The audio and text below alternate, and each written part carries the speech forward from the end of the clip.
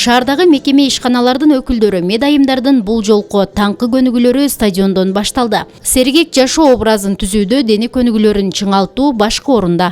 Мен өзүм ушул иш-чаранын катышуусу катары мен жашоомдо биринчи жолу албетте йога деген аракеттенүүлөр менен бүгүн катыштым. Ошо аракеттерди жасадым. Абдан сонун бул ушу кан айлануунун, эртең мененки организмдин ойгонуусуна, ден соолукка, ички органдардын ден соолукта иштешине дагы чоң өбөлгө түзөт экен. Мен өзүмүн ошол бүгүн аракеттерди жасап өзүмөн көрдүм. Бул жасалып жаткан иш-чара ВИЧ-СПИДтин алдын алуу боюнча 1 айлыктын алкагында өткөрүлүүдө. Жалал Абад шаарынын тургундарын сергек жашоого багыттап чакырып ошого иш-чара өткөзүп жатканбыз.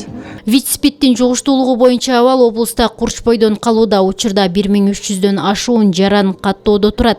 Жаш курагы боюнча 18 жаштан 45 жашка чейинки эмгекке жарамдуулар түзөт. Башта баңгизатты колдонуу аркылуу жуккан абал көп болсо, учурда жыныстык карым-катнаш убакта жуктургандар көбөйдү. ВИЧке чалдыккан жаңы 104 адам табылып атат. Жыл сайын бизде областта 80ден ашык 100, 110, 114 чейин ушу жаңы ВИЧ илдетине чалдыккан жарандарды табабыз.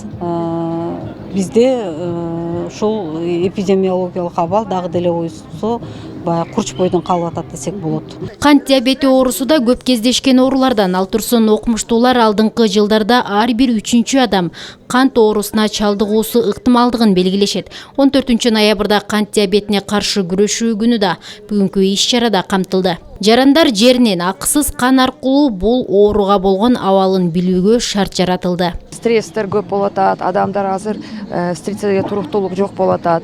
Экинчиден туура тамактанууда бизде проблема болуп атат. Фастфуддар, мындай тез татымдар көп пайдаланып атабыз. Үчүнчүдөн физикалык активдүүлүк төмөн болуп атат.